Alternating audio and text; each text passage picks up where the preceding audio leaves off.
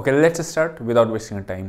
आज हम लोग सीखेंगे कितना कैपिटल होना चाहिए, कितने कैपिटल से स्टार्ट करना चाहिए, कितना कैपिटल आपको ऑप्शंस में डालना चाहिए, कितना ऑप्शन सेलिंग में डालना चाहिए, सब चीज़ हम लोग देखेंगे। बिकॉज यहाँ से आपका रिस्क मैनेजमेंट वाला पार्ट होता है। मैंने आपको एक चीज़ बताया है कि आपको एक सेटअप चाहिए होता है, एक आपको रिस्क मैनेजमेंट चाहिए होता है और आपको साइकोलॉजी चाहिए होती है।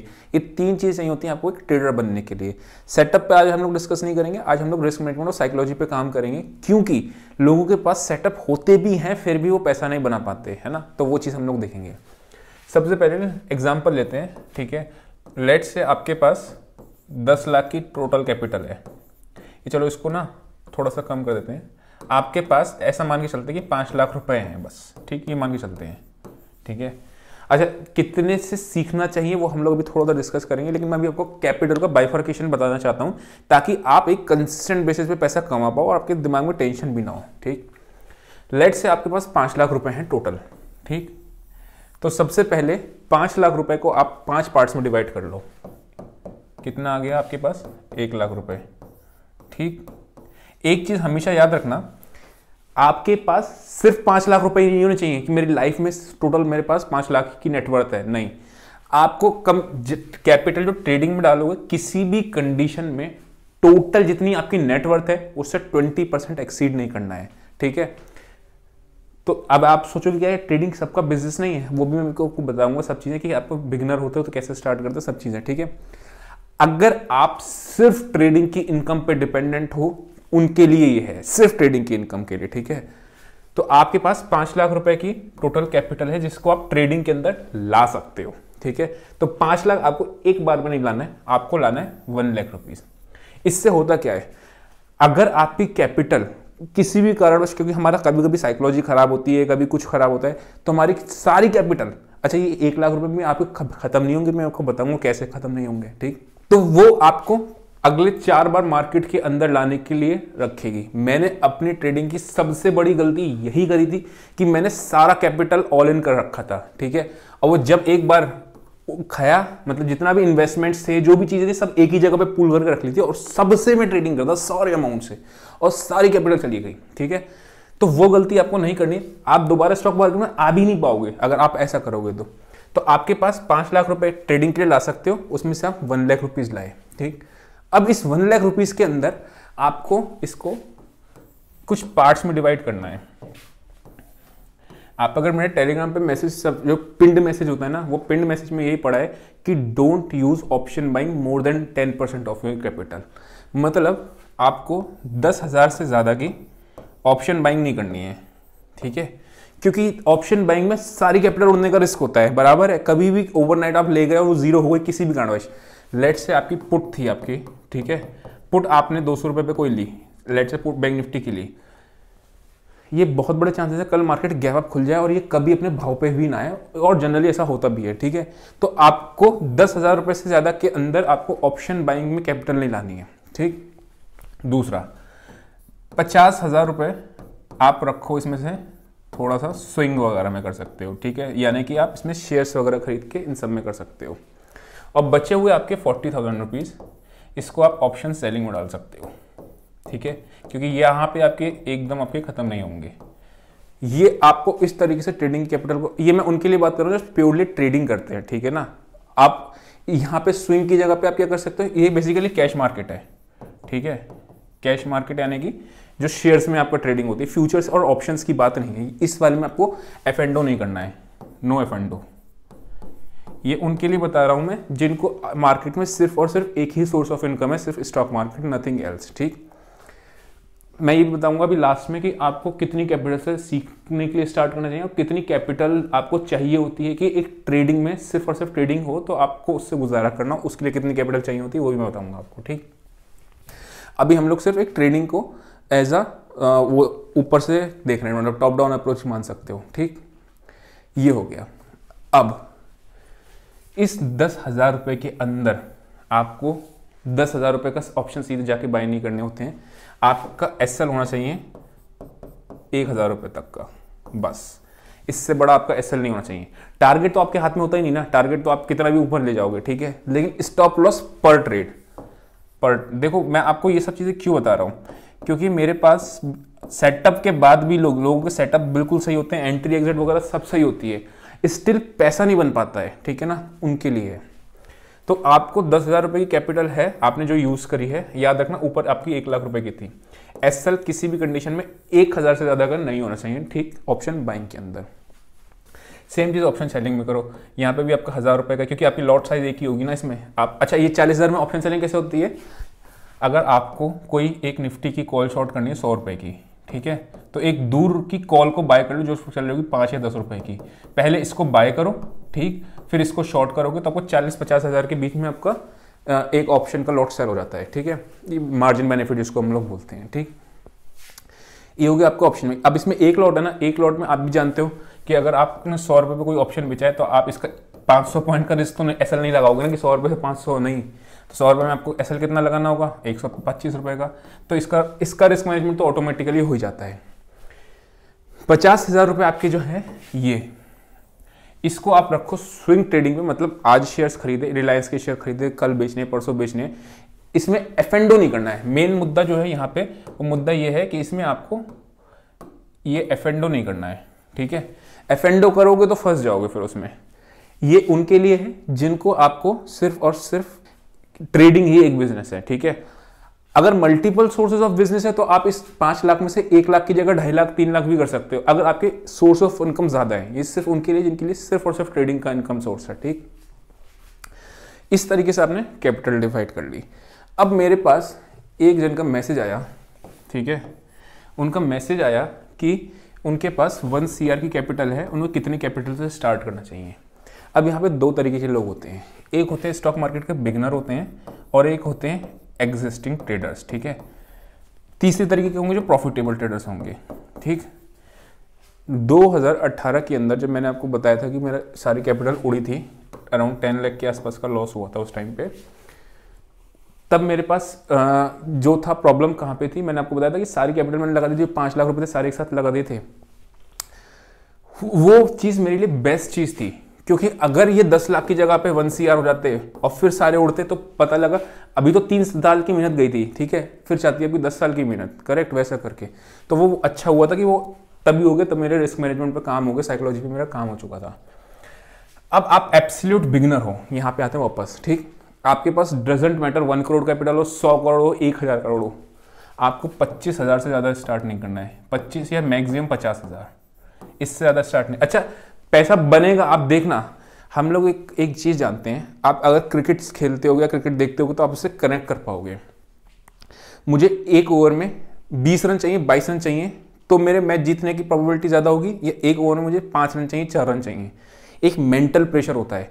1 ओवर में 22 रन है तो आपको चक्के चौके मारना ही है, उसके अलावा आपके पास कोई चारा ही नहीं है, ठीक है। लेकिन आप अगर 1 ओवर में 5, 6 या 8, 10 रन चाहिए होंगे तो आप बना सकते हो, क्योंकि आपको पता है मुझे एक बाउंड्री चाहिए, बस दैट्स इट, है ना, काम मेरा खत्म। सेम साइकोलॉजी यहाँ पे है।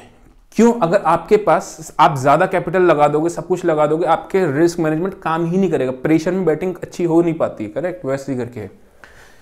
अब कुछ एक्सेप्शंस भी होंगे जो कहेंगे नहीं हम प्रेशर में अच्छा खेलते हैं, मैं उनकी बात नहीं कर रहा हूं, मैं जनरल पब्लिक की बात कर रहा हूं, ठीक है।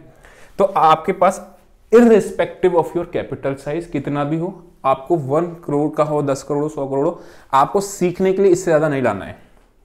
क्यों नहीं लाना है? मैंने आज तक ऐसा कोई देखा नहीं, मतलब मैं अपनी भी बात करूं या किसी और की बात करूं जिसने इस मार्केट में कैपिटल वाइप आउट ना करी हो, ठीक है। वाइप आउट मतलब सारा कैपिटल उड़ाया ना हो, ऐसा मैंने कहीं नहीं देखा है, ठीक है। हो सकता है एक्सेप्शनल लोग हों जो उससे शुरू से लेकर लास्ट तक ही प्रॉफिटेबल रहे हों, मैं भी उनकी बात नहीं कर रहा हूँ, एक्सेप्शन है। तो आपको अगर उड़ेगा भी तो आपको पता है 25-50 हज़ार रुपये उड़ेगा, दोबारा उड़ेगा कोई बात नहीं, 3 बार उड़ जाएगा, 4 बार उड़ जाएगा। लेकिन अगर आपने इसमें से आधा का भी बैट ले लिया, 50 लाख रुपीज़ का लेट से आप मार्केट में ले आए और आप बिगिनर हो, उड़ा दोगे। आप अगर थोड़े से इंटरमीडिएट लेवल के ट्रेडर हो, एग्जिस्टिंग ट्रेडर हो, लेकिन आप वो नहीं हो, प्रॉफिटेबल नहीं हो अभी, ठीक है, तो आप इस 1 लाख से ज्यादा का स्टार्ट मत करना, या 1 से 2 लाख कर देना। क्यों कह रहा हूं मैं? क्योंकि इसमें आप ऑप्शन सेलिंग कर सकते हो, बिकॉज आप एक एग्जिस्टिंग ट्रेडर हो ऑप्शन बाइंग में हो सकता है आपका पैसा ना बन रहा हो, तो आप ऑप्शन सेलिंग में आए। ऑप्शन सेलिंग में एक लॉट के लिए मार्जिन ही बहुत चाहिए होता है, तो रिस्क मैनेजमेंट की बात ही नहीं है कि रिस्क मैनेजमेंट कैसे करो। आपको पता है कि मैंने अगर 200 रुपये पे कोई ऑप्शन सेल किया है तो मैं इसका SL 250 से ज़्यादा रख ही नहीं सकता, क्योंकि अपसाइड मेरी खुल गई है, ठीक है। 200 वाला ऑप्शन 1000 रुपये भी हो सकता है, तो मैं SL देके निकलूंगा। ऑप्शन बाइंग में दिक्कत ही यहीं आती है, एक तो 200 रुपये में आपको बहुत सारा आप ऑप्शंस खरीद लेते हो, फिर 200 को आप जीरो का वेट कर लेते हो कि यार अब तो जीरो ही हो गया, 10 रुपये बचा है, 12 रुपये बचा है, खत्म। तो वो वहाँ ऑप्शन बायर के लिए सबसे ज़्यादा प्रॉब्लम आती है। तो ये हो गया एग्जिस्टिंग ट्रेडर। अगर आप प्रॉफिटेबल ट्रेडर हो, ठीक है, तो आप अपनी 50% ऑफ द कैपिटल को, जो आपकी 5 लाख थी, ठीक है, 5 लाख यहाँ पे आप 2.5 लाख तक का भी ला सकते हो। अब ऐसा भी मैं क्यों कह रहा हूँ, क्योंकि कभी कभार ना एक गोल्डन अपॉर्चुनिटीज मिलती हैं, मतलब मार्केट क्रैश होने वाला हो या फिर आपका मार्केट बहुत भागने वाला है, एक बुल रन स्टार्ट होने वाला हो, उस टाइम पे लिए आपको ट्रेडिंग कैपिटल एक एक्स्ट्रा चाहिए होती है, तब आप वो 2.5 लाख रुपए को यूज कर सकते हो। उस केस में जाके आप वहां पे उसका इस्तेमाल करो, ठीक। एक चीज और है, वो क्या चीज है, हम लोगों ने ये इसी बात पे पहली वीडियो आप अगर मेरी देखोगे यूट्यूब पे और आज की भी वीडियो देखोगे तो सेम चीज में आज तक मैंने इसमें कोई डिफरेंस नहीं किया है, ठीक है। रिस्क मैनेजमेंट प्लस आपकी साइकोलॉजी। साइकोलॉजी बेसिकली क्या होता है, ओवर ट्रेडिंग वगैरह और ये सब होती है, और साइकोलॉजी खराब रिस्क मैनेजमेंट के खराब होने की वजह से ही होती है। पहला स्टेप होता है रिस्क मैनेजमेंट, यानी कि आपकी पोजीशन साइजिंग। अगर आपकी पोजीशन साइजिंग खराब है, साइकोलॉजी ऑटोमेटिकली आपकी खराब होगी ही होगी, चाहे आप कुछ कर लो, ठीक है ना। ओवर ट्रेडिंग हो या कुछ भी हो, आपको अगर अभी याद होगा, अभी राइट नाउ जब मैंने ट्रेडिंग ऑप्शन बाइंग की स्टार्ट करवाया था, आपको बताया था कि 30,000 रुपये से मैं 30,000 रुपये का एक हफ्ते का ऑप्शन बाय करेंगे। 30,000 रुपीज़ की कैपिटल थी, 60,000 हुआ। पता है क्यों हो गया? मुझे पैसे खोने का डर ही नहीं था, ठीक है, कि अगर मैंने एक ट्रेड में 5,000 रुपये का रिस्क लेता था, ठीक है, 4 ऐसा हिट हो गया, आधी से ज़्यादा कैपिटल हो गई, लेकिन that was not big amount for me, क्योंकि मुझे पता है अगर 30,000 रुपये चले भी जाएंगे तो मेरे को कोई फर्क नहीं पड़ता है। सेम चीज आपके भी हर एसएल पे पहले से प्री डिफाइंड होना चाहिए कि अगर ये आपका अकाउंट चले जाए तो आपको कोई फर्क नहीं पड़ता है। इसी के लिए मैंने आपको पूरी प्रीवियसली कैलकुलेशन बताई थी अपनी कैपिटल को किस तरीके से बाइफरकेट करूं। तो आज हम लोग रिस्क मैनेजमेंट पे कर रहे हैं, बिकॉज अगर ये आपको बहुत अच्छा है, मान लो आपको 10 में से 7 ट्रेड आपको प्रॉफिटेबल देता है, ठीक है, आपकी साइकोलॉजी भी बहुत स्ट्रांग है। साइकोलॉजी स्ट्रांग हो ही नहीं सकती पहली बात अगर आपका रिस्क मैनेजमेंट ठीक नहीं होगा। तो रिस्क मैनेजमेंट आपका सेकंड स्टेप है जो आज हम लोगों ने सीखा है। ये तो मैंने आपको बताया था कि बिगनर हो तो कितना कैपिटल होना चाहिए। अब आपका आंसर उसका देता हूं मैं कि आप अगर सिर्फ और सिर्फ ट्रेडिंग करते हो, सिर्फ और ट्रेडिंग और कुछ भी नहीं करते हो और कोई सोर्स ऑफ इनकम भी नहीं है, ठीक है, तो आपको कितना कैपिटल चाहिए होता है? मेरे हिसाब से, क्योंकि मैं खुद ही इसका जब करता था तो मैं भी इतने से ही करता था कि मेरे को महीने का अपना पर्सनल खर्चा चल जाता था। उसके लिए आपको 10 लाख के अराउंड कैपिटल चाहिए होती है, जिसमें आप एक्सपेक्ट कर सकते हो कि 4 to 5%, समटाइम्स 10% भी।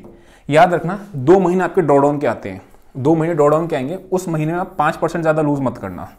मतलब 12 मंथ्स होते हैं साल में, उसमें से 2 महीने आपके खराब जाएंगे, आपको पहले से ही पता होना चाहिए 2 महीने खराब जाएंगे। उन 2 महीने में आपने किसी भी कंडीशन में 5 से 8% से ज़्यादा अपनी कैपिटल का लूज नहीं करना है बस। बाकी आप 4 से 10% तक का इसमें आप लगा सकते हो कि महीने में मैं इतना ट्रेडिंग से एक्सपेक्ट कर सकता हूँ। डबल भी हो सकता है, लेकिन हमें एक्सपेक्टेशन नहीं करनी चाहिए। जहां एक्सपेक्टेशन आ जाती है वहां पे आपके लॉसेस चालू हो जाते हैं, ठीक है। तो आई होप आपको पूरा रिस्क मैनेजमेंट में किस तरीके से काम करता है, कैसे होता है, वो सब समझ में आया होगा। ऑप्शन बाइंग में कितना रखना चाहिए, ऑप्शन सेलिंग में कितना रखना चाहिए, वो सब चीज़ बता दी। अब से मैं एक चीज़ और कर रहा हूँ, जो टेलीग्राम का वो है जो ग्रुप है अपना, उसमें मैं 4 तरीके की चीज़ें डालने वाला हूँ, ठीक, सारी तरीके की ऑडियंस कैप्चर हो जाए। ये आपका इंट्राडे है। मैं इंट्राडे क्यों प्रेफर करता हूँ, क्योंकि ओवरनाइट रिस्क का झाड़ ही नहीं है, कल क्या होगा क्या नहीं होगा अपने को फर्क नहीं पड़ता है। इंट्राडे की पोजीशन मैं तभी कैरी करता हूँ जब मैं प्रॉफिटेबल हूँ। लेट्स से मैंने 16,990 पे निफ्टी को बाय किया, ठीक है, और ये बंद हुई 17,100 पे, तभी मैं इसको कैरी करता हूँ, नहीं तो मैं कैरी नहीं करता हूँ। कल की कल देखेंगे, नहीं मिलेगा मूव तो नहीं मिले। तो मैंने इसको किस तरीके से डिवाइड कर दिया इंट्राडे वालों के लिए। सबसे पहले आपको एक बैंक निफ्टी का ऑप्शन बाइंग की कॉल होगी, ठीक, निफ्टी के फ्यूचर की कॉल होगी, क्योंकि निफ्टी में ऑप्शन बाइंग में पैसा नहीं बनता है, ठीक, मतलब वॉलेटिलिटी नहीं है ये। अच्छा, ये बैंक निफ्टी या फिर निफ्टी भी हो सकती है, ठीक है। यहाँ पे आपका तीसरा होगा, इसमें फिर निफ्टी भी हो सकती है। बैंक निफ्टी फ्यूचर नहीं देता मैं जनरली, क्योंकि वॉलेटिलिटी थोड़ी ज़्यादा होती है। तीसरी आपकी जो होगी वो होगी स्टॉक्स की। ठीक, अब स्टॉक्स में आपको दो स्टॉक्स की होंगी, मतलब आपको अगर स्टॉक्स में आपको ट्रेडिंग करनी, जैसे जिन लोगों की कैपिटल 15,000, 20,000, 25,000 होती है, वो किस तरीके से ट्रेडिंग करें, ऑप्शंस में उनके लिए प्रेफर नहीं करता हूँ। ठीक है, तो ऑप्शंस की जगह पे आप स्टॉक्स में आ जाओ इंट्राडे। जैसे कल हम लोगों ने देखा था LTM को बाय किया था 4725 पे। ठीक है, हमने इंटेलेक्ट डिज़ाइन को 416 रुपीज़ पे बाय किया था, 420 के आसपास वो आप गया था प्राइस, 425 का टारगेट था, गया 425 पे था, हमने बुक 420 पे कर लिया था। तो ये उन लोगों के लिए स्टॉक्स की कॉल हो गई। ठीक, निफ्टी, फिन निफ्टी, अच्छा मैं सेबी रजिस्टर्ड हूँ, ठीक है ना, तो आप ये मत सोचना कि मैं कॉल्स वगैरह नहीं दे सकता हूँ, वो सब चीज़ें तो सेबी के उससे रजिस्टर्ड, तो कोई दिक्कत नहीं है। तो निफ्टी, फिन निफ्टी, ठीक है, तो एक कॉल हो गई आपकी निफ्टी या फिन निफ्टी के फ्यूचर की। ठीक है, और एक आपकी ऑप्शन बाइंग की। अब जिसको ऑप्शन बाइंग करनी है वो ऑप्शन बाइंग कर ले, जिसको अब फ्यूचर में ट्रेडिंग करनी है, ऑप्शन सेलिंग करनी है, वो इसमें ट्रेड कर ले, जिसको स्टॉक्स करना है वो इसमें ट्रेड कर ले। सारे लोग की तरह की, चाहे आपकी 10 लाख की कैपिटल, चाहे 10,000 की कैपिटल, सब इसमें कवर हो जाएंगे। तो आई होप आपको समझ में आया होगा। आज के लिए इतना ही। See you next session, till then bye bye.